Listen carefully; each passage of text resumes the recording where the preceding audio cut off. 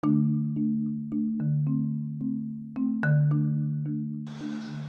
this is Jay Aaseng from Twin Peaks: The Return. You're listening to Inspirado Projecto.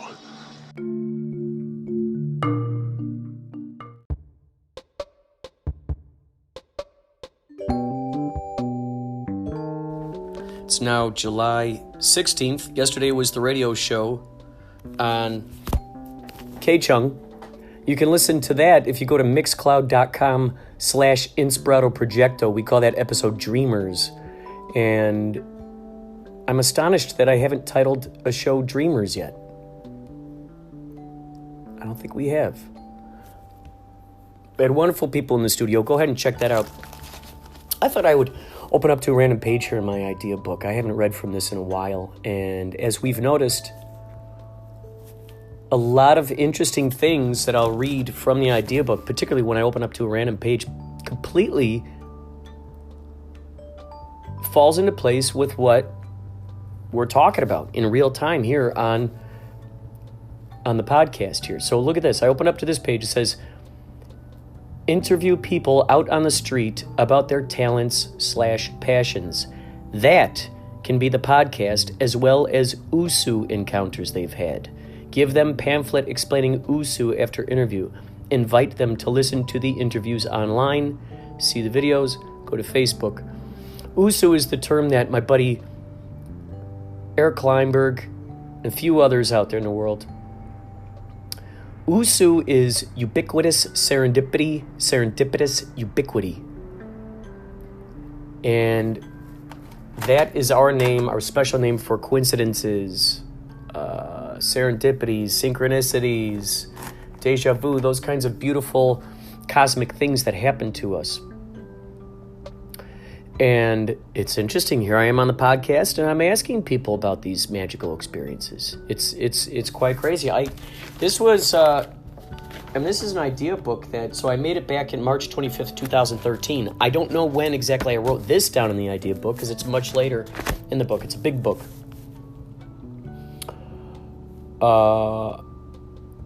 Let's see. Oh, here we go. Videos of fake news. And think about this. I wrote this before the big fake news craze, before we started hearing fake news as a buzzword. Videos of fake news and or events of things that, quote, didn't do this or that, unquote. For instance, if you have some beef with Nike, a video of the Nike factory up in flames would be a news report about how a specific character did not do it. Quote, Walter Winnings was not responsible for the destruction of the Nike factory, unquote. Here's another idea. Movie title. The Man Who Didn't Do Anything.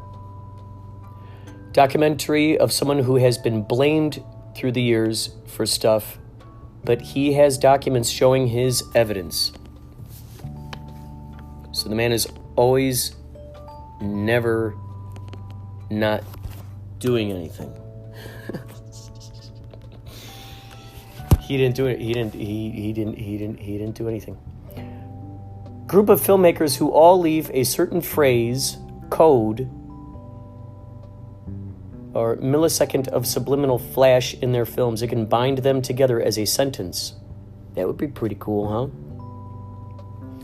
So you got maybe Wes Anderson out there, David Lynch, who knows who, leaving these little chip, chip, chip, chip, chip, these little flashes, and maybe when you put them all together, it makes a nice sentence.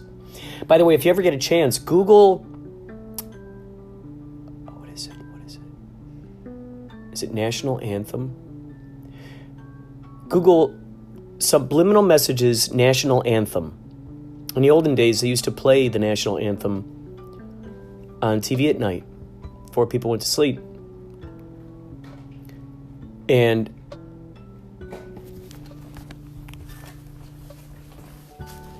they used to play at night before people went to sleep. And if you watch this, they slow it down and you can see the actual subliminal things that are hidden in there.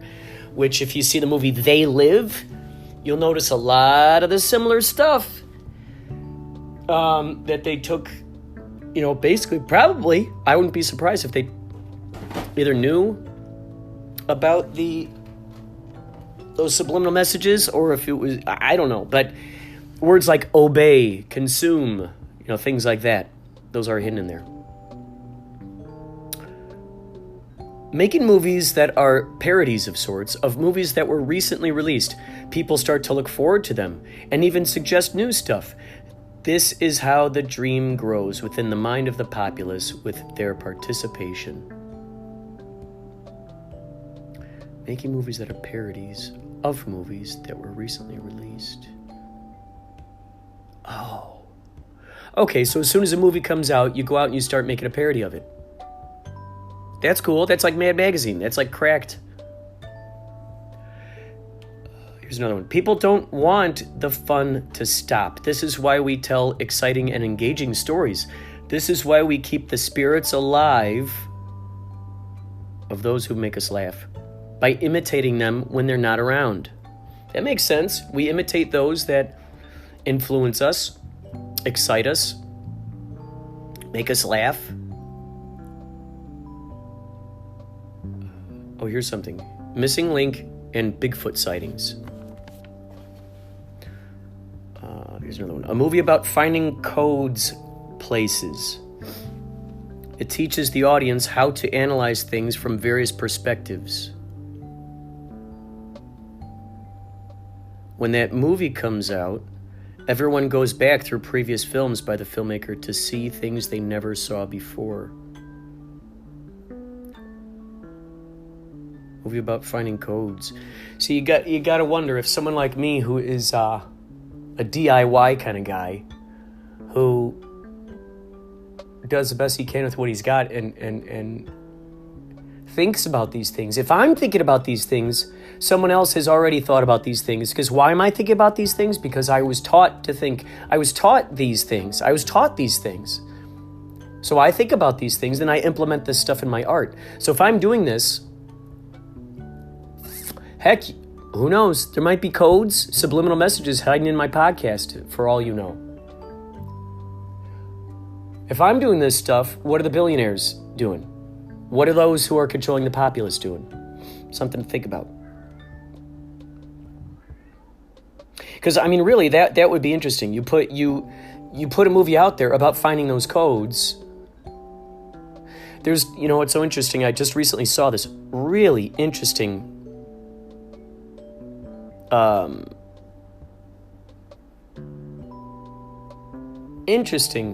IGTV video from this black guy talking about his suspicions of Little Mermaid and how they casted a black girl as what's her name? Ariel. And he said he was so excited when he saw it, and then he ended up coming across information where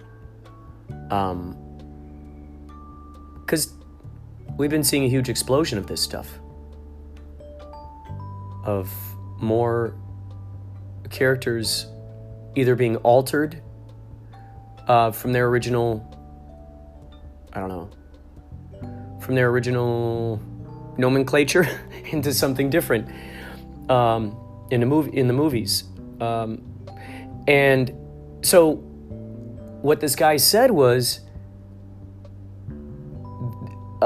businesses ended up finding out that blacks spend a lot of money on entertainment, and they're saying, why aren't you marketing more of this stuff to them so then now they can spend more money on these things? So it's quite interesting. Something to be curious about. I gotta tell you, the stuff that I've learned from going down the Andy Kaufman faked his death rabbit hole. If you get a chance, go to archive.org, right there in the Wayback Machine. Type in andykaufmanlives.com, and you will come up with a treasure trove of the changes that the website had gone through all the years. So for me, going down the rabbit hole and finding all these things about Andy Kaufman and becoming a detective of sorts, an amateur detective, to look at this stuff,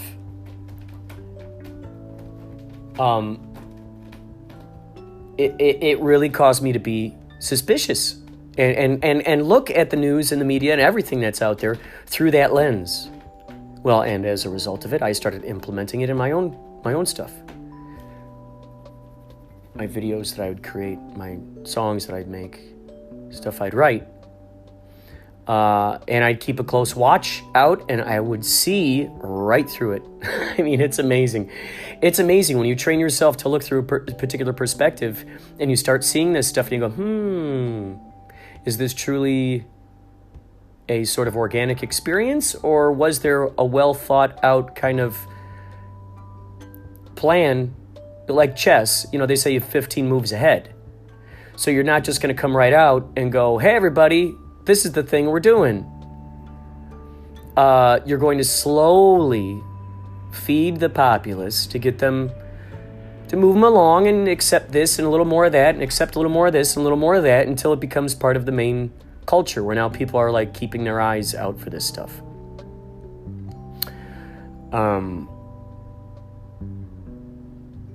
And it's quite intriguing. It's quite intriguing. It's quite intriguing. Spend, if you can, spend a month away from watching news on your TV.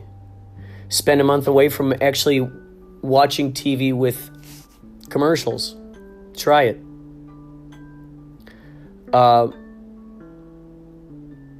See how it affects your psychology. And within that time, make stuff. Make your own stuff. Create your own entertainment. The people who sit around going, I'm so bored, are the people who don't trust their own creativity. They don't believe in their own creativity. And that's just not true. People are just not... It's not a thing of, they're just born with this talent. That's not to say that if I'm an ancestor of Beethoven, if I'm an ancestor of Beethoven, that's not to say that I will not inherit his phenomenal piano skills. That's not to say that if I am an ancestor of Salvador Dali, that I will not be a phenomenal painter. Because we see that stuff. A lot of that stuff is in the blood. The beautiful thing is every one of those people at some point learned how to do that stuff. Isn't that interesting? At some point they learned how to do that stuff. So try it. Spend your time away from TV. Away from especially the news. That stuff just makes you grumpy. And you walk around all day and you got all these demons battling in your brain. And you get into arguments with people at work about all this political stuff and all this stuff. The bottom line is, psychologists are hired for this stuff. Human behaviorists are hired for this stuff by the top, by these top companies. And they go, how do we best market this towards the audience? How do we best target them? Let's use buzzwords. Everyone's talking about love now. Okay, let's put love into the posters. Love Pepsi. Love Best Buy. Love Coca-Cola. Love say yes to Disney. All those things, they follow the buzzwords and then bam, they insert it, insert them in there, and then it moves you right along. The message is beautiful and it's great. And in addition to that, it leaves you with a little bit of a not so good taste in your mouth, does it? If there were just billboards that said love, say yes and to ideas, open imagination, and it's not sponsored by anyone, wow, now there's something.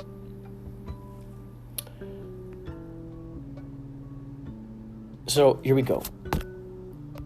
Let's try this. And I'll wrap this up. Here's an idea. How do you watch a movie? Through the perspectives of the characters who most resemble us, or through the perspectives of the others around them? That's quite interesting. Isn't it? That's quite interesting.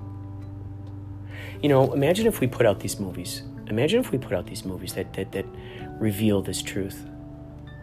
Imagine, for instance, we have a movie and there's a character in there who works for some advertising agency. I've never seen Mad Men, but I hear that it's a good show, and it's about advertisers, I think.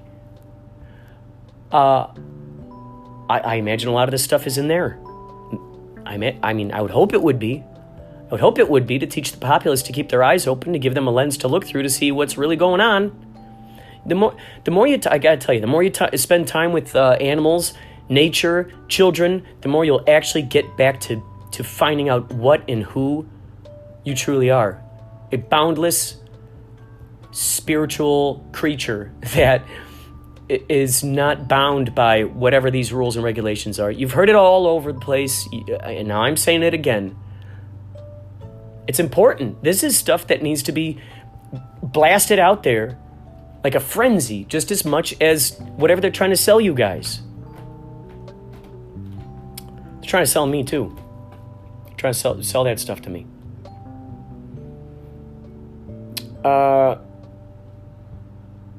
Here we go. Oh yeah. So yeah, imagine you got a movie and one of those guys is like this advertising guy, and he's talking about, oh yeah, well let's gear this towards getting more blacks to buy this stuff. Wasn't it quite interesting? Wasn't it quite interesting? For instance, I started thinking about this. There was probably a year or two ago. Did you start noticing that there were a lot more things that were named black this, black that, black this, black, black Absolute vodka, black cell phone, black, whatever. It's this little subliminal thing that's going, oh, go over here. We have what you need over here. We have what you need over there. It'd be no different than, let's say, for instance, if... and obviously that fell right hand in hand with all the popular news that was going out there of cops only shooting black folks. They were really popularly only showing that. And then, of course, all these billboards came out. Who's organizing this to try to get whose eyes on what? If they started showing on the news a lot more that, let's say, Norwegians, and they only show Norwegian, and they make it a point to point out that it was a Norwegian that was shot. Norwegians, again, shot and killed by a police officer. The Norwegians would then go, hey, what the hell's going on here? And then guess what? We'd see more Norski type stuff. To try to make it look like we're balancing it out. Oh yeah, come over here. Here's a peaceful thing. But yes, and yes it is. And it's a clever marketing tactic. Just beware of what's going on out there. Just beware. You've also noticed the sudden rise in women wanting to get their lips huge. The sudden rise in women wanting to be very concerned about their eyebrows. Stamping on eyebrows. Altering their bodies. Look, you'll see out there in the culture who are most popularizing that type of thing. And then you see how the world kind of goes along with that. So you can't help but wonder, who are the makers of these programs? Who are the makers? Who's behind this stuff? Until you step foot into an actual newsroom, you will never really know. And I stepped into the newsroom. I see what goes on behind these scenes.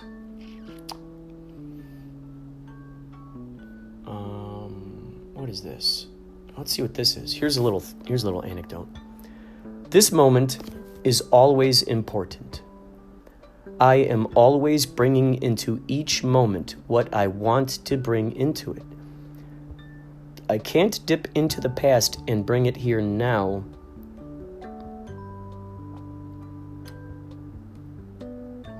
Wait. I can. I can dip into the past and bring it here now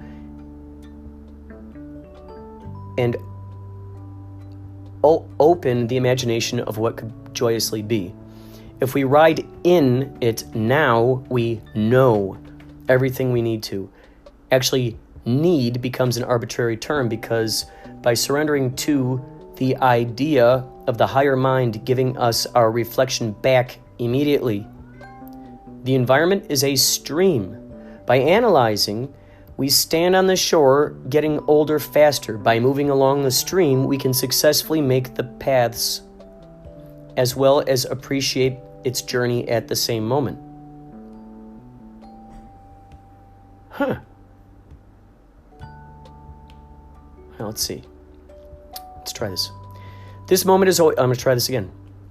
This moment is always important. I'm always bringing into each moment what I want to bring into it. I can dip into the past and bring it here now. The imagination of what could joyously be. I think what I'm saying there, this is written a while ago. So I think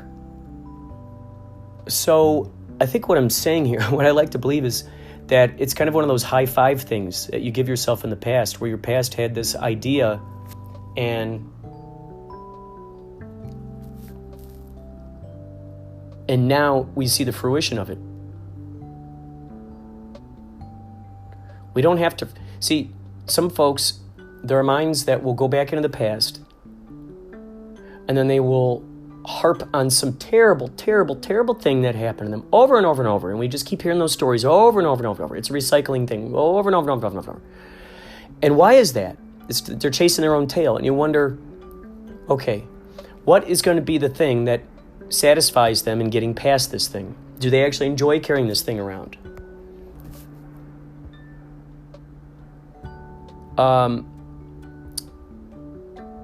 Do they enjoy carrying this thing around? There's kind of a weird thrill that comes from, so anxiety and excitement are the same vibe, just opposite sides of the coin. So there's something, people can get addicted. We can get addicted to that feeling sorry for ourselves, the conflicts, those times of,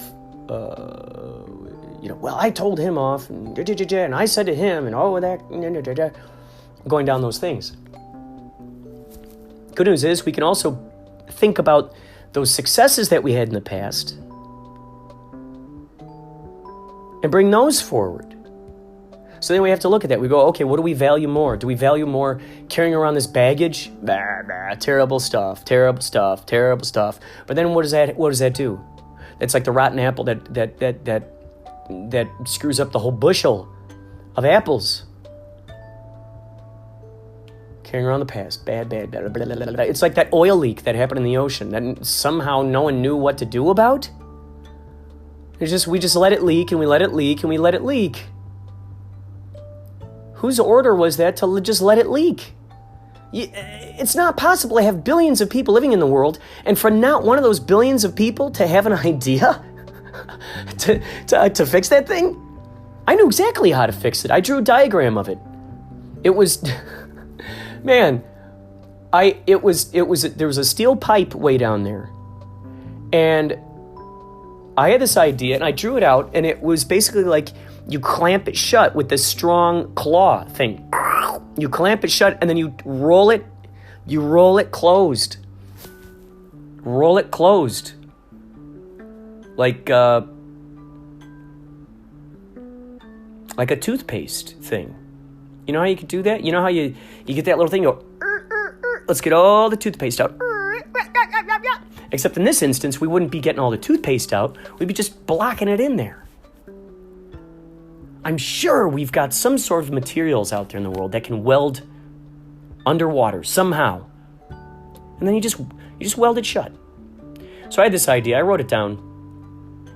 I think I uploaded it to Facebook. I said, here's how we fix the thing. And then within a couple of days, it was fixed. Someone out there fixed it. Wouldn't that be funny if they looked at my diagram? But it's funny, that's the thing. You carry around this poison, and then you distribute it to everybody. And then what? Those stories that we carry around, and everybody hears them, and then that's all they think about when they think about us, when they're talking about us to others. And they go, yeah, I like that guy, but he's always complaining about, how he didn't make the touchdown in high school. Okay.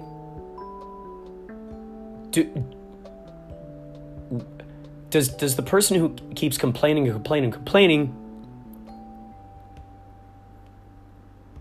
do they hope to solve the mystery? I would think they would hope to solve the mystery. They're probably hoping for the right person to say the right thing at the right time. Maybe not. Maybe they don't know any better. Maybe they haven't been around encouraging people, or maybe their darkness is, anyone's encouragement is shrouded by that darkness they're carrying around and poisoning others with. Should others, of course, choose to let it stick to them. So it's something we got to look at. What is the valuable thing we want to carry around? And if we are those who really care about what others think about us, is it worth more to worry about how we look? Or is it worth more to worry, and I don't even want to say worry, but for this, to put it in the same sentence here, worry about how we look, or worry about how we come across to others? If that's something we're concerned with. Are we concerned about how others perceive us? Well, the perception of others is based on the spirit that we're emitting. It flows through, it shows on our skin, it glows, we glow. This is why, you go someplace and you get a bad vibe about someone. A person could be, some gal could be just, some Victoria's Secret looking gal, and beautiful woman, but then she's just got, there's something about it that's like, maybe I don't want to go over there. There's something dark in there. Because I feel it. Would people call that profiling? Or would they call that instinct and learning how to read vibrations?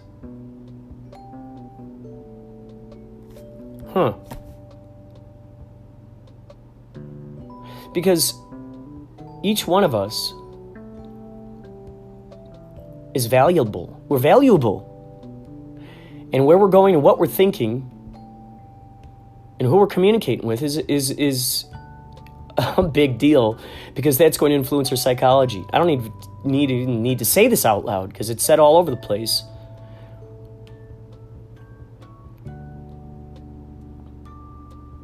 Our psychology from moment to moment is a big deal. That's why they show those pill commercials on late at night. Do you have insomnia? Is it hard to sleep? Give us a call. Order this. Order it now.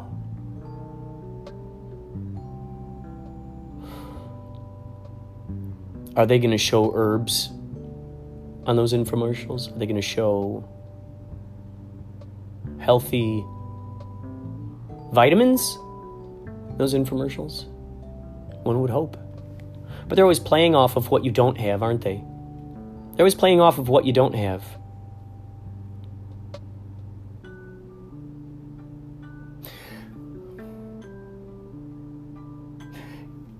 I think what would be smarter is probably playing off of what, giving people the benefit of the doubt.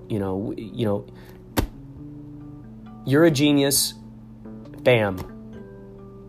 You're a genius. Want to feed more of that genius spirit? Here's something that could enhance that.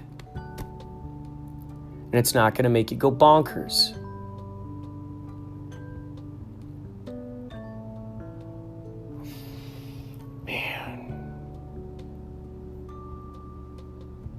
There's so much, just so many little things going on out there, folks. And how does it reach you? It reaches you through mediums like this, podcasts, reaches you through the news, reaches you through the junk mail that you get, reaches you through all that stuff. So we got to sift through. What do I relate to? What do I reflect with?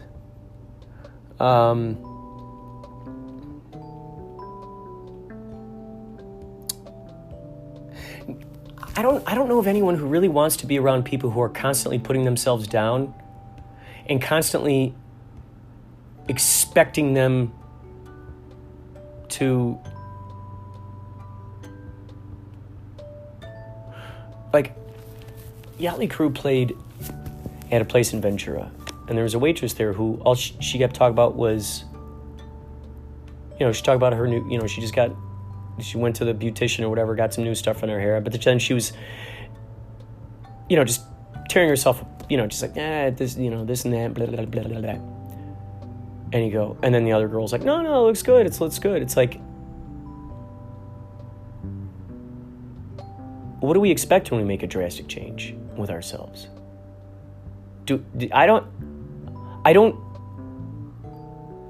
I just don't find it necessary to give a disclaimer. It's not really necessary, unless it's in a completely joking way. Like when Bloody Bobby had their screening, I put caution, may cause something like nausea, nightmares, laughter, It was to reflect off of all that crazy stuff that we see out there in the news. But, I hear this, just worry. Okay, do I look good enough? Well, who is it that you're trying to look good enough for? Who are you trying to look good enough for?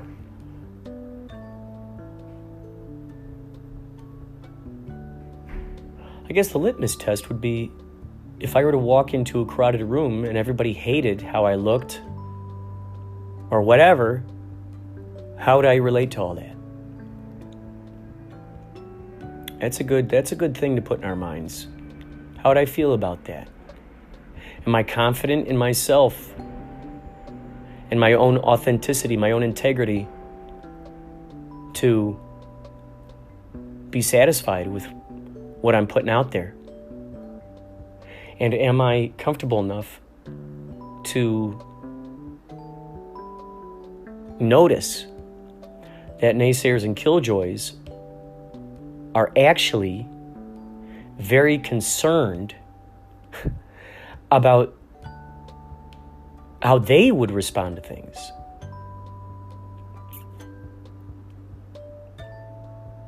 So then they, tell us, oh, that won't work, that won't happen. But they're saying that because that's what they tell themselves. It's not necessarily that they're not liking what you're doing, because really, ultimately, people want to be around good vibes. I don't know of a person who actually, I don't know. I guess it's all about what you're defining it as. I was just going to say, I don't know of anybody who chooses to have bad vibes. Now, as I was about to say that, all of a sudden I thought about, those dog fights. I thought about, sex trafficking. I thought of these military folks who torture people in these crazy ways. Maybe they're not considering that bad vibes. Maybe they've somehow conditioned themselves to believe, no, this is the right thing to do. This is an imperative thing for me to be doing right now. This is how I am forwarding the greatness of society. I don't know if they think that deep or not. So I suppose it is all in the value system. But I know at the heart of it all, folks just want to be satisfied, don't they? Don't we want to be satisfied? Don't you want to be satisfied with the decisions that you're making, with the people that you're hanging out with? Who wants that unnecessary conflict? We always hear about that. People who go, oh yeah, well, no worries, I'm just giving you shit. Oh, I'm just giving you shit. Oh, I'm just giving them shit. Well, okay, thank you, but why are you giving me shit? Let's explore that, please. Let's go to the root of that. What is the reason why that's an imperative thing to do right now? So intriguing. So intriguing. Let's just try to forget our political affiliations for a moment. Let's try to forget about holding tightly onto some sort of identity.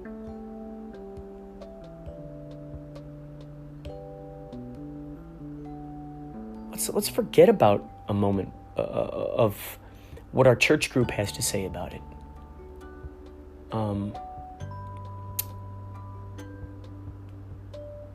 Are we walking from moment to moment? Are you walking moment to moment satisfied with the decisions that you made?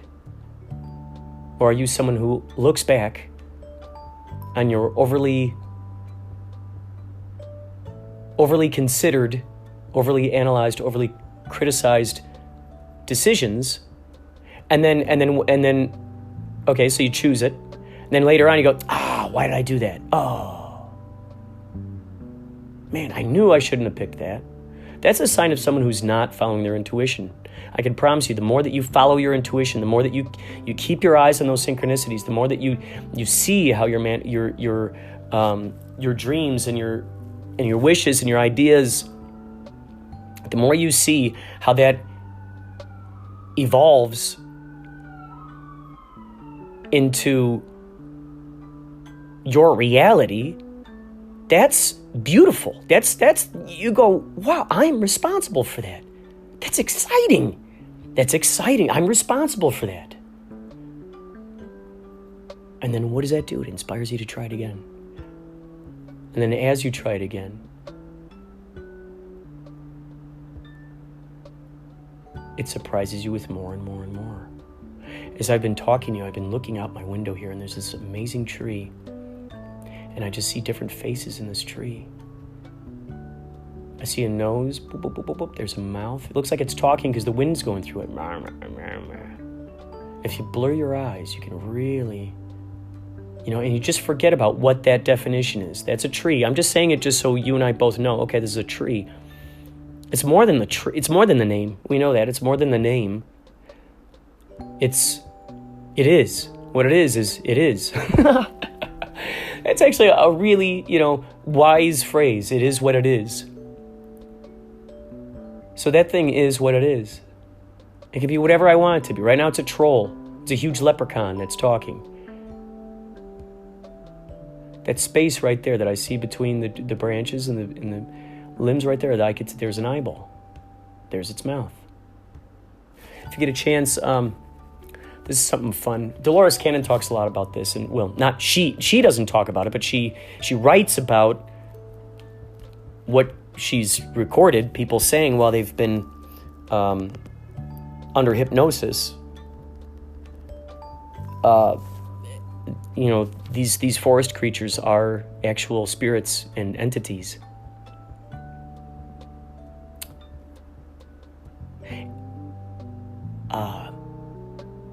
I would say anything that sounds magical, anything that sounds unbelievable, anything that sounds weird or creepy, whatever phrase you want to use,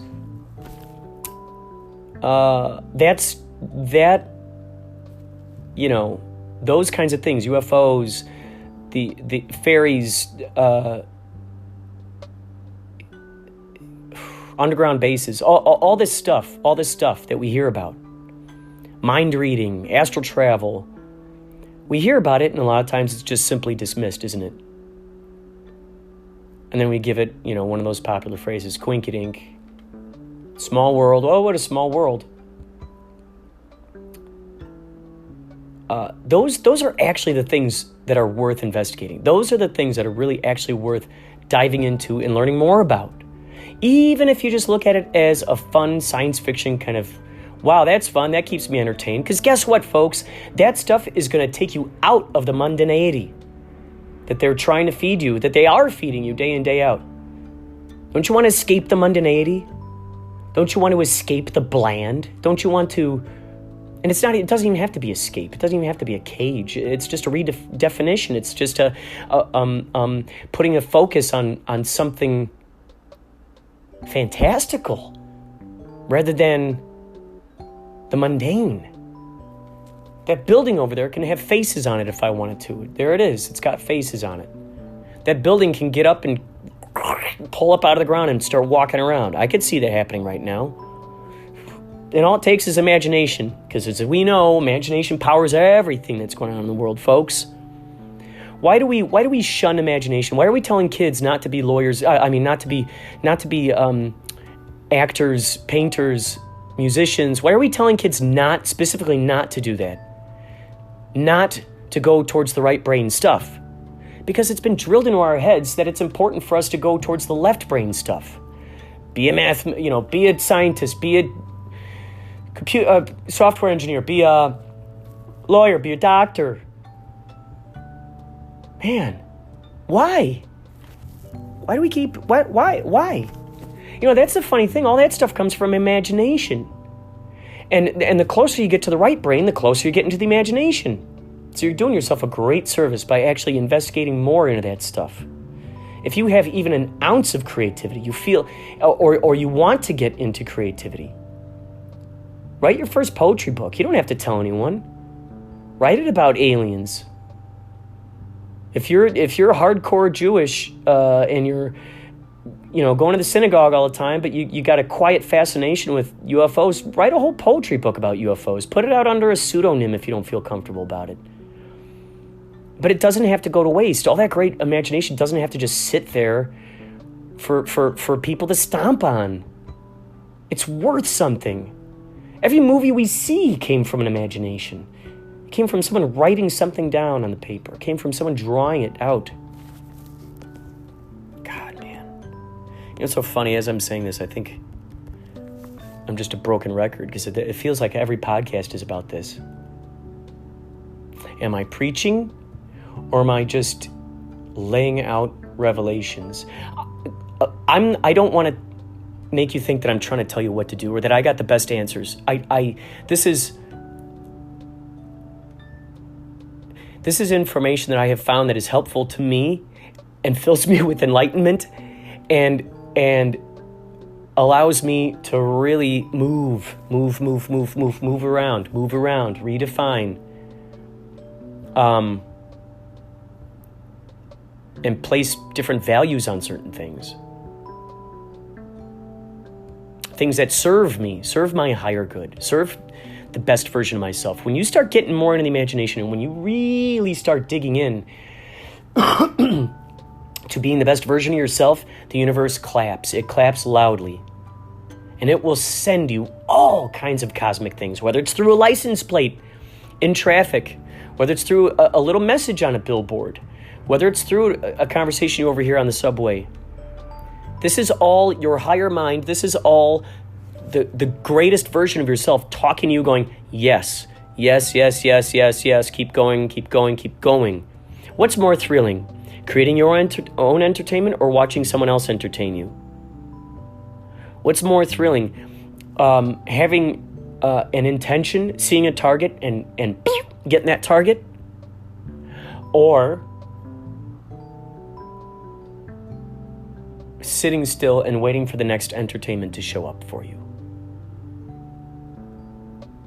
Man.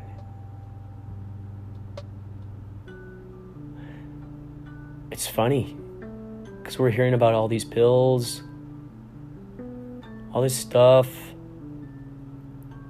That'll help me, that'll help me, that'll help me. The doctor told me this, doctor told me that, doctor told me this, doctor told me that. Well, guess what? The doctors are told to say stuff. The doctors are told to not tell you things. The doctors, just research. If the Native Americans did it for so long, eating roots and berries and that, all that jazz, man, those folks were so healthy back then.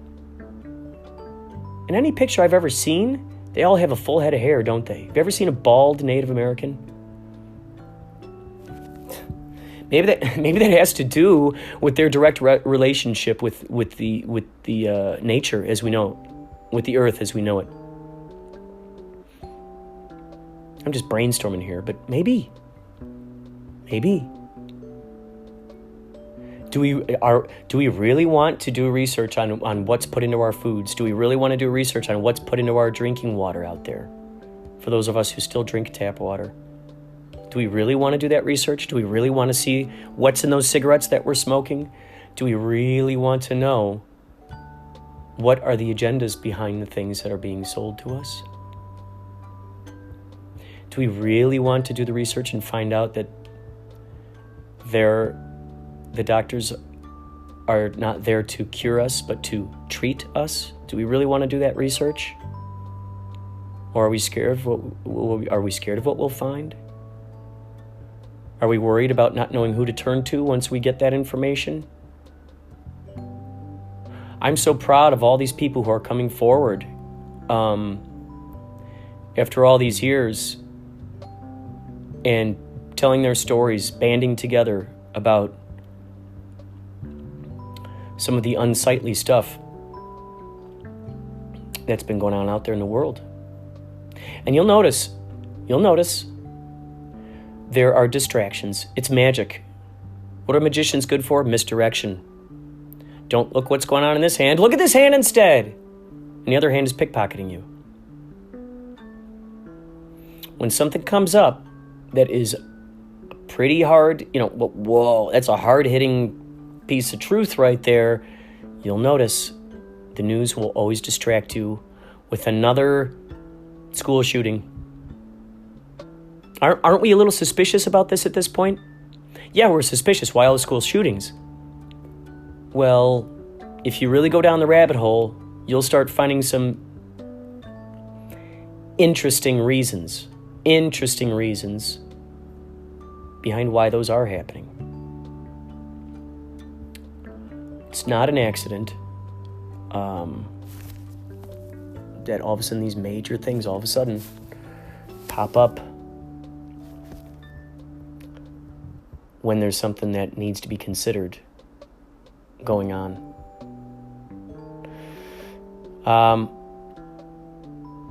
You are far more powerful than I could ever tell you. I would say if you want to learn a lot about yourself, if you want to learn a lot about possibly, the reasons why you're doing the things you're doing, look up Abraham Hicks videos on YouTube. Abraham Hicks. Just give it a listen. Just see what you can find. Also, Dolores Cannon, Dolores Cannon. I bet you. Check out some of what's going on. Check it out. Just play with it. Just play around with it. Just go, okay, I'm watching some science fiction now. And as we know, every movie has a message to it, doesn't it? And then we talk about that movie. Every science fiction movie has a message, doesn't it? The important thing here is the messages that are contained in those videos. They will help you see what's going on. But don't take my word for it. It will empower you. It will make you think twice before going out and getting a cheeseburger after watching television and seeing McDonald's stuff. It'll make you think twice before buying your Nikes. Look up this stuff. Who makes those Nikes? This is all stuff that's...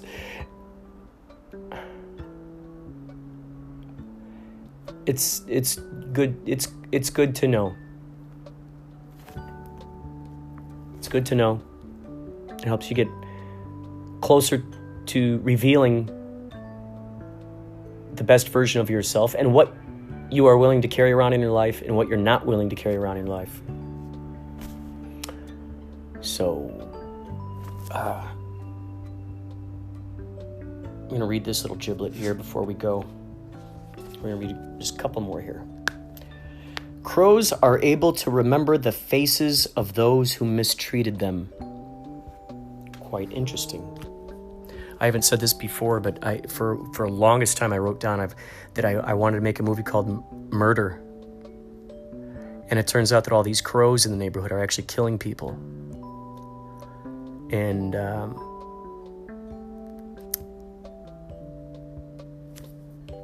so here we go. Look at that. The crows are able to remember the faces of those who mistreat them.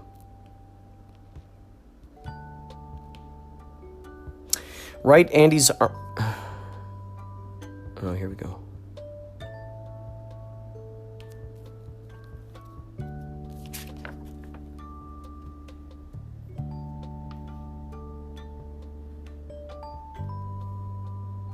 Here's something. His last giblet here.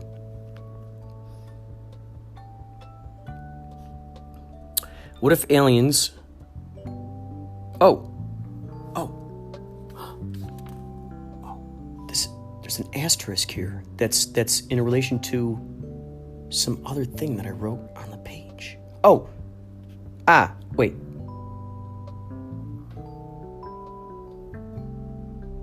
Oh, okay, here we go.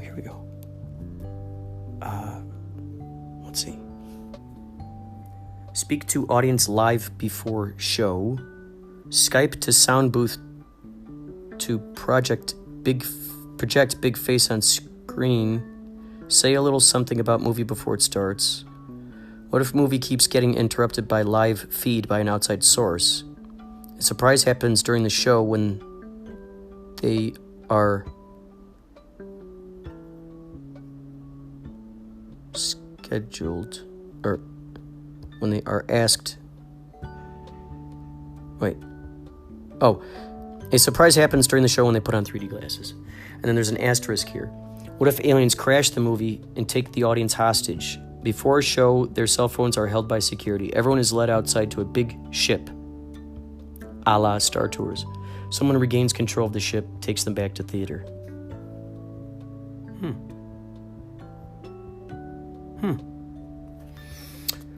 Well. Oh, look at this. Carrier Pigeons movie called War Pigeons. It says here, investigate pigeon post. And here's something else. Use, quote, critter cams, unquote, on trained animals. The movies will have more first-person feel. That's awesome. Screening where the audience was projected live on stage. Gift bags that can't be opened until after the show. Huh. All right. There we go. You take care, and we'll have more podcasts coming up. Thanks for listening to Inspirado Projecto. And if you've got anything you want to hear on this podcast, please email it to inspiradoprojecto@gmail.com, or you can always call the hotline 561-203-9179. Thank you so much for listening.